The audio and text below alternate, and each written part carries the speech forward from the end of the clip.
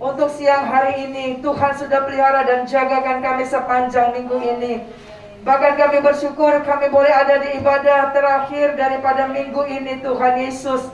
Terima kasih buat pertolongan Tuhan, terima kasih buat nafas kehidupan, terima kasih buat kesembuhan, terima kasih buat kekuatan, terima kasih untuk pertolongan Tuhan.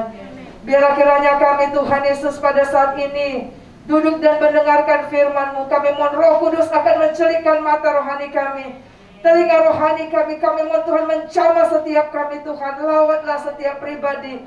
Dan Engkau Allah yang luar biasa menutup bungkus dari awal sampai dengan akhir. Di dalam nama Yesus kami berdoa dan bersyukur. Haleluya. Amin. Ya, puji Tuhan, saudara yang terkasih dalam nama Yesus. Kita bersyukur kita memiliki Allah yang hidup. Amin, saudara. Kalau kita dalam hari Kamis kemarin kita memperingati hari kenaikan Tuhan ke surga, itu menunjukkan saudara bahwa Allah yang kita sembah, iman saudara dan saya itu tidak pernah sia-sia. Amin, saudara. Bahwa Allah yang kita sembah itu Allah yang hidup, saudara. Allah yang pasti, Dia yang memiliki surga, Dia yang berasal dari surga, Dialah yang bisa membawa kita ke surga. Amin, saudara. Ya, Dia yang punya otoritas dalam kehidupan kita, Dia yang penuh dengan kasih setia dalam hidup kita. Kita bersyukur bahwa ketika Tuhan naik ke surga juga, saudaraku, Tuhan tidak pernah membiarkan kita. Tuhan selalu beserta dengan kita. Nah, hari ini kita akan belajar firman Tuhan, yaitu judulnya The Holy Spirit, ya. Kita akan bangkit berdiri bersama-sama. Kita akan baca Kisah Rasul pasal 1 ayat 6 sampai dengan yang ke-11. Maka bertanyalah mereka yang berkumpul di situ, Tuhan, maukah Engkau pada masa ini memulihkan kerajaan bagi Israel? Jawabnya, Engkau tidak perlu mengetahui masa dan waktu yang ditetapkan Bapa sendiri menurut kuasanya. Tetapi kamu akan menerima kuasa kalau Roh Kudus turun ke atas kamu. Dan kamu akan menjadi saksiku di Yerusalem dan seluruh Judea dan Samaria dan sampai ke ujung bumi. Sesudah ia mengatakan demikian, terangkatlah ia disaksikan oleh mereka, dan awan menutupnya dari pandangan mereka. Ketika mereka sedang menatap ke langit, waktu ia naik itu, tiba-tiba berdirilah dua orang yang berpakaian putih dekat mereka, dan berkata kepada mereka, Hai orang-orang Galilea, mengapakah kamu berdiri melihat ke langit?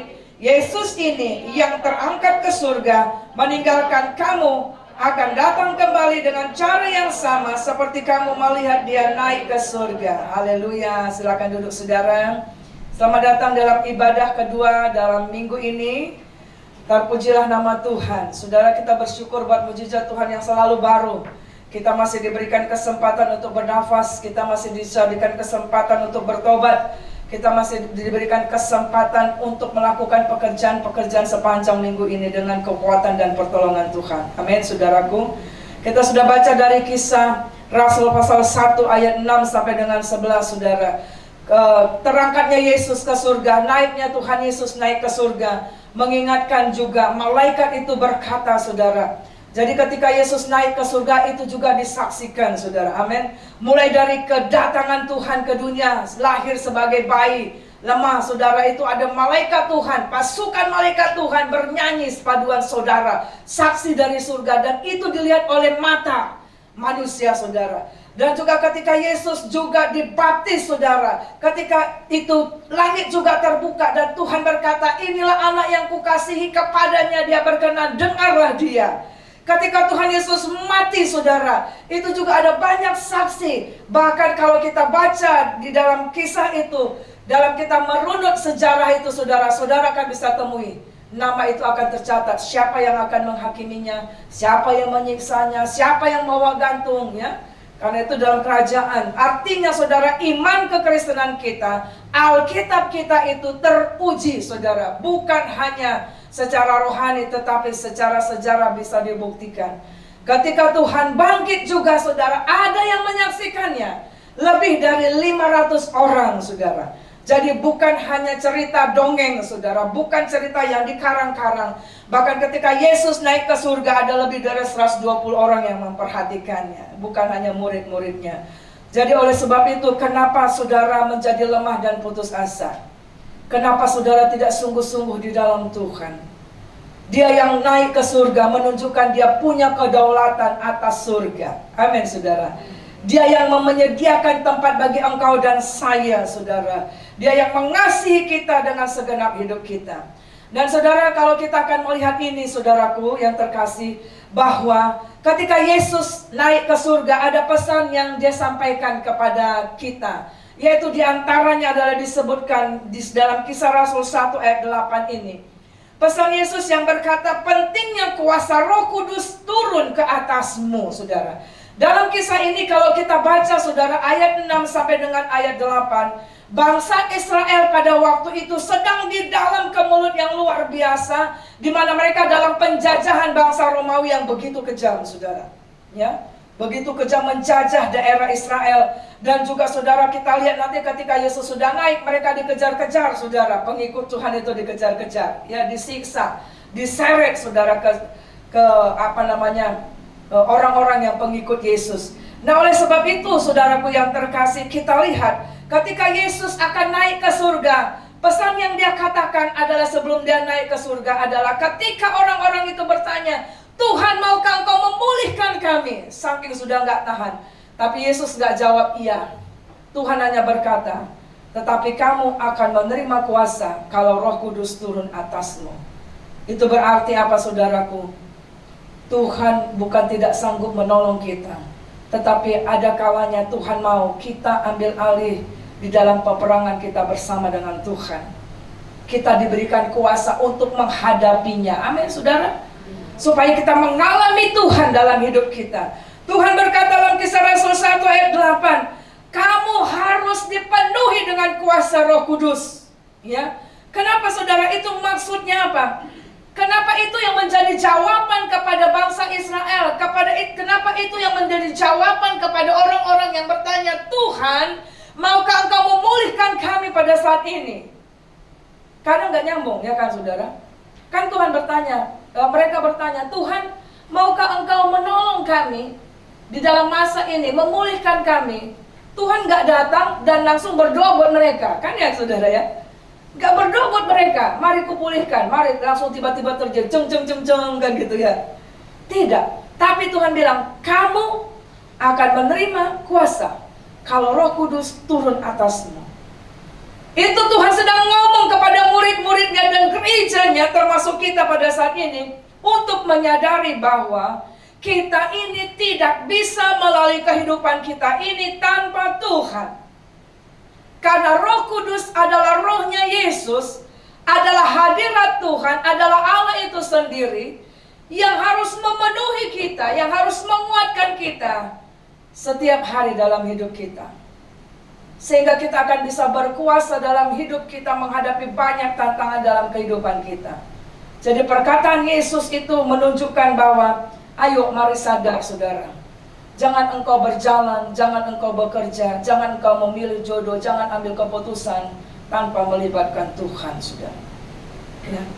Roh Kudus akan menolong kita. Nah bagaimana saudara kuasa Roh Kudus turun ke atas kita saudara? Kenapa Tuhan berkata bahwa penting kuasa Roh Kudus turun ke atasmu, ke atas kita? Yang pertama adalah di dalam Kisah Rasul 1 ayat 6 sampai dengan 8. Di situ Tuhan mengatakan sebenarnya jawaban atas pertanyaan dunia ini yang penuh dengan kesesakan, yang penuh dengan penderitaan, yang penuh dengan tantangan kehidupan saudara, pemulihan dan dibebaskan, itu adalah ketika terjadi Roh Kudus memberikan kuasa kepadamu untuk dipulihkan dan dibebaskan. Amin saudara. Itu berbicara saudara Allah hadir secara pribadi dalam kesesakanmu. Saudara yang terkasih, dalam nama Yesus, berbicara dipulihkan, berbicara dibebaskan, itu adalah satu situasi saudara sepanjang hidup kita, betapa kita memerlukan pemulihan. Kadangkala tantangan kehidupan setidaknya mengganggu suasana hati saudara, mengganggu pikiran saudara, semangat saudara, sehingga kita sepertinya letih lesu, sehingga kita hampir sepertinya tawar hati, sehingga sepertinya kita sudah tidak sanggup lagi. Tetapi saudara, Tuhan menjawab, Roh Kudus perlu turun atasmu. supaya engkau, hatimu harus selalu dipulihkan, pikiranmu akan selalu dipulihkan, jiwamu akan selalu dipulihkan dan dibebaskan.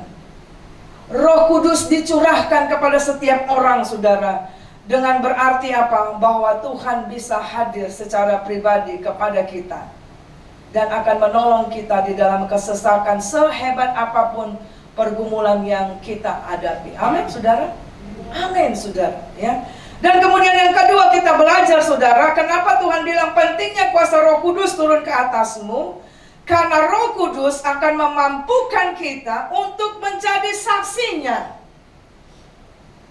Tuhan tahu Dia membentuk kita segambar dan serupa Tuhan. Panggilan kita adalah selama kita masih di dunia ini, kita harus sadar bahwa kita warga kerajaan surga. Di tengah banyak pun pergumulan, di tengah banyak pun masalah yang kita hadapi, Tuhan mau kita tetap menjadi saksinya Tuhan. Di dalam sesuatu hal yang tidak mungkin sekalipun, saudara, di dalam masalah yang sepertinya kita tidak mampu, kita tidak bisa berkata-kata, kadang kita pikir, aduh gimana ini, rasanya kita mau menyerah, saudara. Ada tantangan, langsung kita katakan, ya udahlah Tuhan, stoplah sampai di sini, gak sanggup aku Tuhan. Besar kali tantangannya, payah kali penyakitnya. Aduh Tuhan, gak sanggup, udahlah aku gak usah melayani. Gak seperti begitu ya saudara.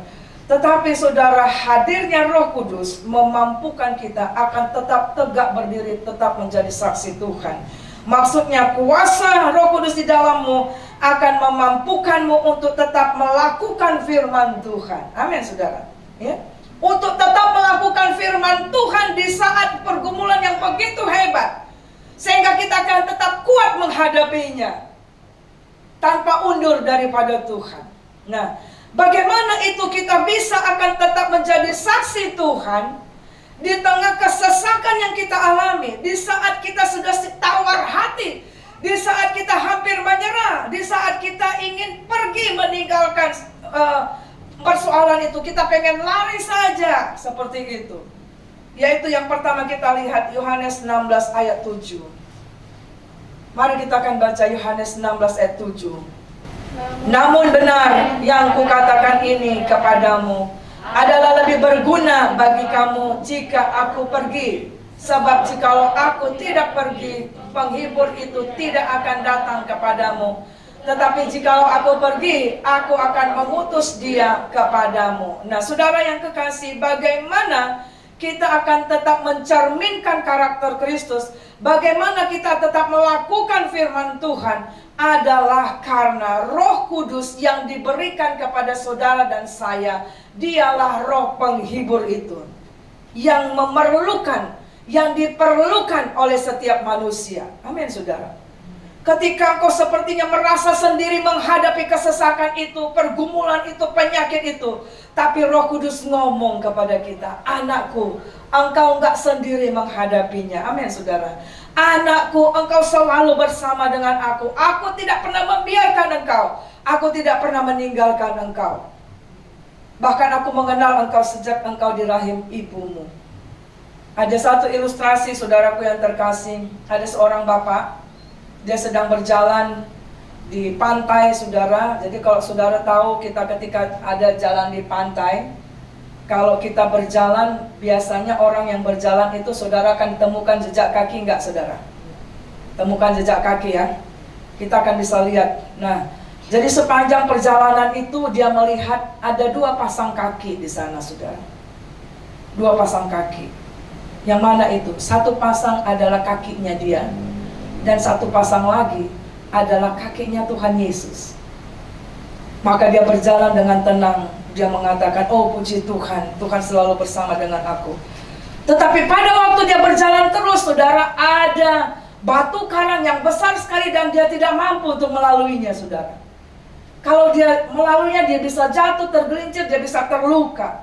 Kemudian ketika dia melihat itu, dia lihat ke dalam, ke bawah. Loh, berarti Tuhan sedang tinggalkan aku ini. Kenapa hanya satu pasang saja kaki?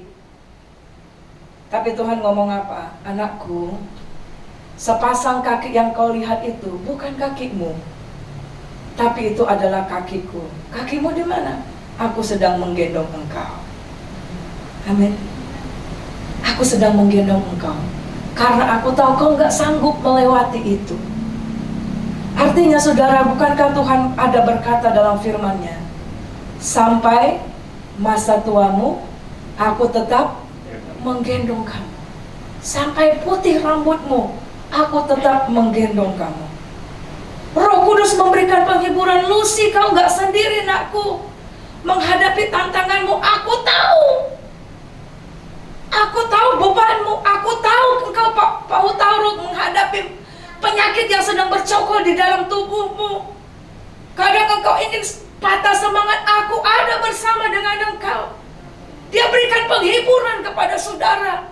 Dia berikan kekuatan sehingga hati kita, saudara, hati kita akan selalu dipulihkan oleh Tuhan. Betapapun sesaknya itu, betapapun suntuknya kita, Roh Kudus memulihkan pikiran kita yang kusut, saudara. Pikiran kita yang tanpa pengharapan itu, saudara. Pikiran kita yang gampang tawar hati, yang gampang kecewa itu, saudara. Pikiran kita yang kadang kita berkata, stop Tuhan, aku gak mau lagi Tuhan. Tapi Roh Kudus menghiburkan kita, menguatkan kita. Amin. Sehingga kita, makanya Tuhan bilang, kamu akan menjadi saksiku. Itu karena Roh Kudus yang selalu hiburkan kita. Amin, saudara. Kita akan tetap tegak terus. Kita akan bisa terus berjalan. Berikut adalah di dalam Yohanes 16 ayat 13. Yuk sama-sama 1-2 ya. Tetapi apabila ia datang, yaitu Roh kebenaran, ia akan memimpin kamu ke dalam seluruh kebenaran. Sebab ia tidak akan berkata-kata atas dirinya sendiri, tetapi segala sesuatu yang didengarnya itulah yang akan dikatakannya, dan dia akan memberitakan kepadamu hal-hal yang akan datang. Nah, bagaimana Roh Kudus berkarya dalam hidup kita sehari-hari?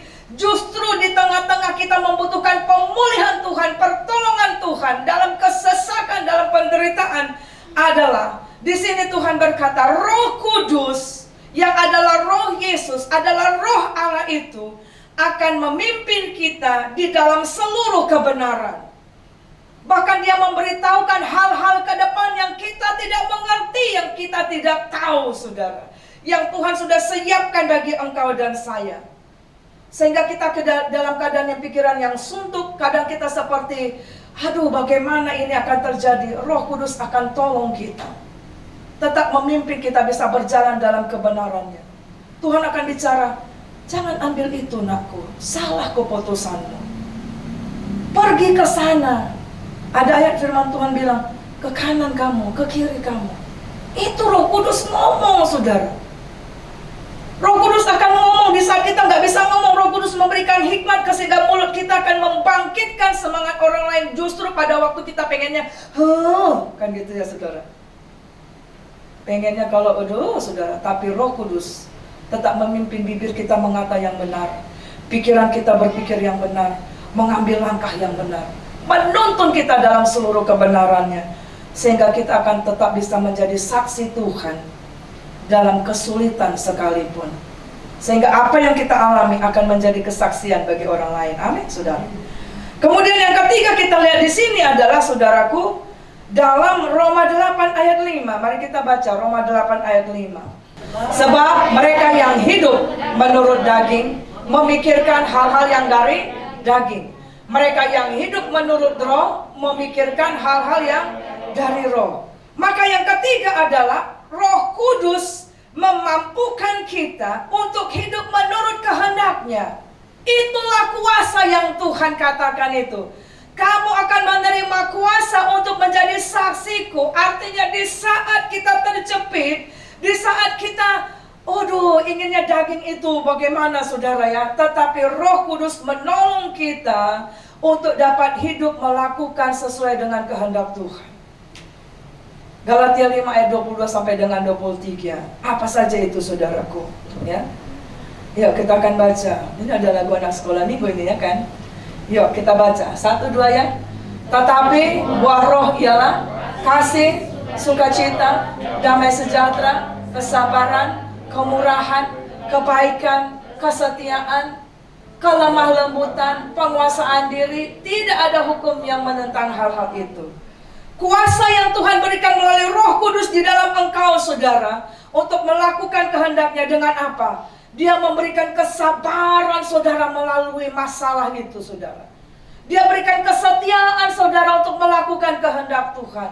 Dia berikan damai sejahtera kepada saudara, memberikan sukacita kepada saudara, menolong saudara di saat engkau pengen berkata kasar, tapi Roh Kudus memampukan engkau tetap lemah lembut menjawabnya.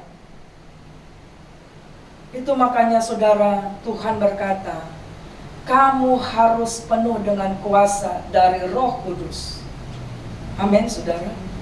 Yang kedua, saudara, pesan Yesus adalah, sebelum dia berkata Roh Kudus harus memenuhi engkau, di dalam ayat sebelumnya dikatakan, jangan kamu meninggalkan Yerusalem.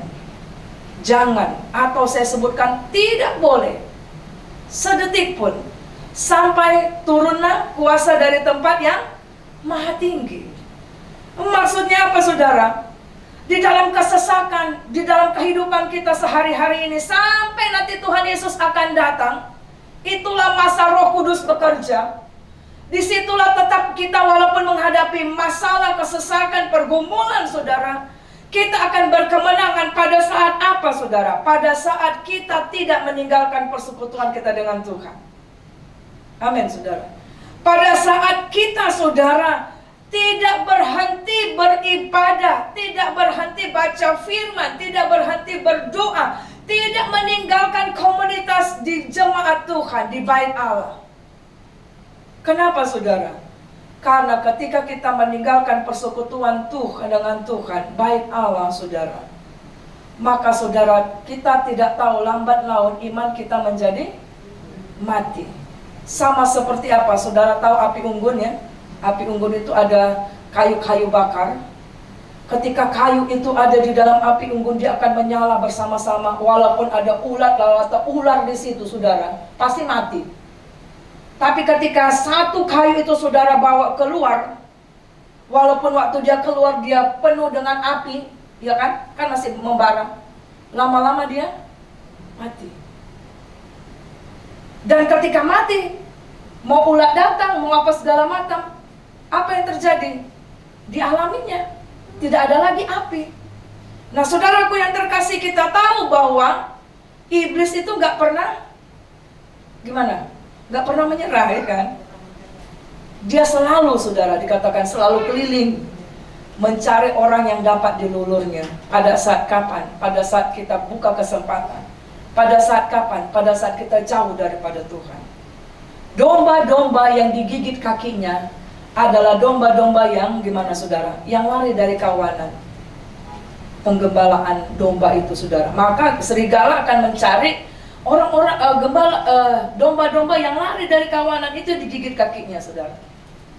Dalam kisah itu, ya, saudara. Nah, saudara yang kekasih dalam nama Yesus, kalau kita juga baca dalam kitab Lukas 4 juga, ayat itu berkata begini, saudara. Maka iblis mengakhiri pencobaan itu kepada Yesus, dan dia mencari kesempatan yang tepat. Jadi, saudara, betapa penting Tuhan mengingatkan kita, saudara, sampai Tuhan Yesus datang kembali. Saudara, jangan tinggalkan persekutuanmu dengan Tuhan. Amin, saudara. Kenapa, saudara? Dalam 2 Tawarik 16 ayat 9 berkata begini, ya. Karena mata Tuhan menjelajah seluruh bumi untuk melimpahkan kekuatannya kepada mereka yang bersungguh hati terhadap Dia. Pertolongan Tuhan terjadi hanya saat engkau mengizinkannya untuk menolongmu. Saat kita meninggalkan Tuhan, saudara, saat itu kita sedang mengatakan kepada Tuhan, gimana? Sepertinya Tuhan tidak bisa tolong aku. Pada saat kita mengatakan Tuhan tidak bisa menolong aku, maka Tuhan juga gimana? Gimana, saudara? Enggak paksa. Misalnya nih, saya mau tolong ini si Lucy, tapi semakin saya mau tolong dia, malah dia lari. Dia enggak ngubungin saya, misalnya. Misalnya handphonenya diblokirnya saya. Apakah saya bisa tolong dia? Enggak bisa. Bukan karena Tuhan tidak sanggup bisa menolong kita, tapi adalah karena kita keluar dari Tuhan. Makanya Tuhan bilang, kalau engkau ingin kuat sampai aku datang, Tuhan bilang jangan tinggalkan Yerusalem. Yang berikut kita lihat saudara, Yakobus 4 ayat 7 sampai dengan 8. Ketika kita selalu menjaga hubungan dengan Tuhan, di baiknya Tuhan saudara, ayat itu berkata, kehadiran Allah selalu dalam hidup kita akan memberikan kita kuasa untuk melawan iblis. Ayat itu berkata, karena itu tunduklah kepada Allah dan lawanlah iblis, maka ia akan lari daripadamu. Mendekatlah kepada Allah, maka dia akan mendekat kepadamu. Tahirkanlah tanganmu dan hatimu yang selalu mendua, dikatakan demikian. Itu artinya kita selalu jangan sampai putus hubungan kita dengan Tuhan. Jangan sampai di dalam kesesakan kita, pergumulan kita meninggalkan Tuhan. Karena itu adalah saat-saat yang rawan, yang bisa dipakai iblis sehingga kita akan jatuh dan tergeletak. Kalau kita bersatu selalu dalam Tuhan, maka Roh Kudus akan memampukan kita, akan mengatakan, dengar tulang-tulang sehat. Dengar apa sesuatu ini dalam hati. Aku perintahkan dalam nama Yesus keluar. Pikiran-pikiran yang gak benar aku perintahkan keluar. Saudaraku yang terkasih. Nah kemudian kita lihat saudara, di dalam kitab Roma 8 ayat 3. Mari kita akan baca ini. Roma 8 ayat 3. Yuk kita baca. Kenapa Tuhan bilang jangan tinggalkan Yerusalem, jangan tinggalkan bait Allah? Kita baca ini. Yuk 1, 2 ayat. Sebab apa yang tidak mungkin dilakukan hukum Taurat karena tidak berdaya oleh daging, telah dilakukan oleh Allah dengan jalan mengutus anaknya sendiri dalam daging, yang serupa dengan daging, yang dikuasai dosa karena dosa. Ia telah menjatuhkan hukuman atas dosa di dalam daging. Jadi ketika seseorang itu menerima Yesus sebagai Tuhan dan Juru Selamatnya, percaya di dalam nama Yesus, ayat ini berkata saudara, dan kemudian mengambil keputusan saudara, kehidupannya, kedagingannya itu, dosa yang timbul karena kedagingan itu ditenggelamkan, dikuburkan dalam kematian Yesus saudara, dan bangkit dalam kehidupan yang baru dengan tubuh kemuliaan bersama dengan Tuhan. Maka itu dikatakan kita bisa menang terhadap kuasa daging yang membawa kita kepada dosa. Amin saudara. Ya. Maka yang ketiga adalah kehadiran Allah yang selalu dalam hidup kita, maka kita bisa menang terhadap dosa karena kedagingan kita. Kita baca Galatia 19, 5 ayat 19 sampai 21, saudara. Yuk kita baca. Perbuatan daging telah nyata, yaitu percabulan, kecemaran, hawa nafsu, penyembahan berhala, sihir, perseteruan, perselisihan, iri hati, amarah, kepentingan diri sendiri, percideraan, roh pemecah, kedengkian, kemabukan, pesta pora dan sebagainya. Terhadap semuanya itu kuperingatkan kamu seperti yang telah kubuat dahulu, bahwa barang siapa melakukan hal-hal yang demikian, ia tidak mendapat bagian dalam kerajaan Allah. Roh Kudus di dalam engkau dan saya, ketika kita selalu terkonek ke surga, kita selalu terkonek di dalam baitnya Tuhan saudara, maka saudara, hal-hal ini yang sering kali timbul justru pada waktu kita dalam kesesakan saudara, maka kita akan berani dan kita bisa menang terhadap daging itu. Amin saudara. Sehingga kita bisa sabar, kita bisa mengampuni saudara. Kita akan bisa, apa saudaraku, menguasai diri kita. Kita bisa, kenapa? Karena Roh Kudus bilang sabar, kuat. Seperti itu saudara. Nah oleh sebab itu saudara yang kekasih, kita akan mengerti kenapa dikatakan firman itu telah menjadi daging. Kenapa Allah itu harus menjadi sama seperti kita dalam daging. Karena dia tahu kedagingan kita ini bisa membawa kita dalam dosa. Dan oleh sebab itu Tuhan katakan, aku mengirimkan Roh Kudus kepadamu supaya engkau berkuasa atas kedagingan itu. Makanya kita lihat kisah bagaimana saudara, Yusuf boleh menang terhadap keinginan dagingnya. Siapa yang gak ingin saudara mendapat segala sesuatu, ya kan saudara? Tapi dia bisa menang terhadap godaan Tante Potifar.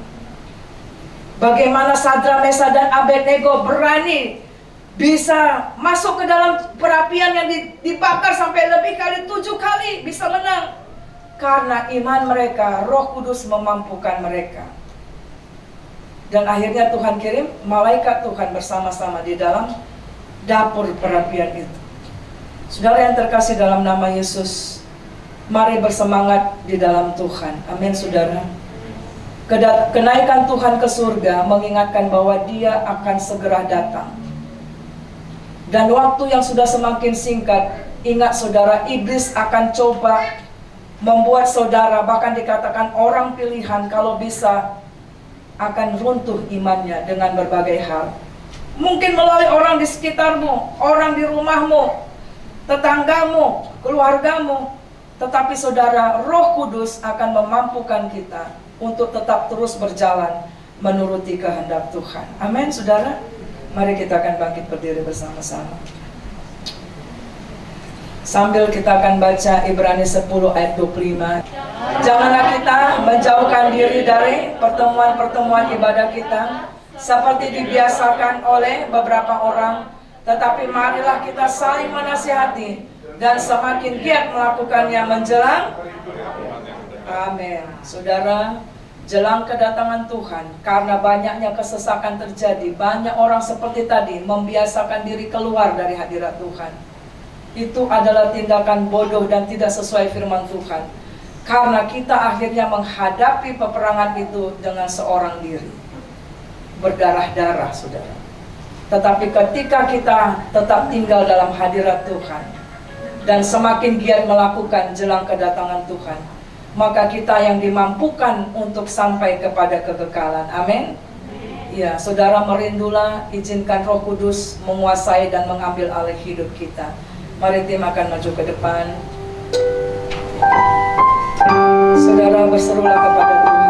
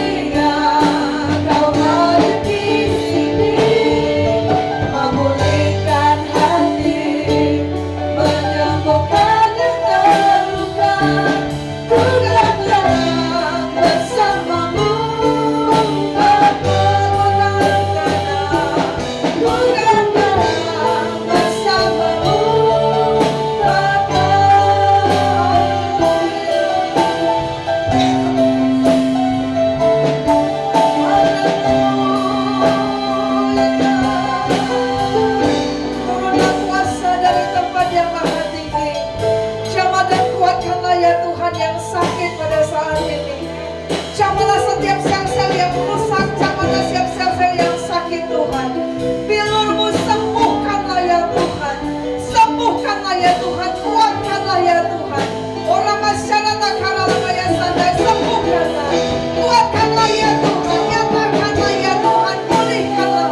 Orang mana nasyarakat mata karalama sandai. Tuhan Yesus tolong, Tuhan tolong Bapak Utawi. Tuhan tolong keluarga-keluarga kami. Dalam nama Yesus, kami kekuatan yang daripada Allah.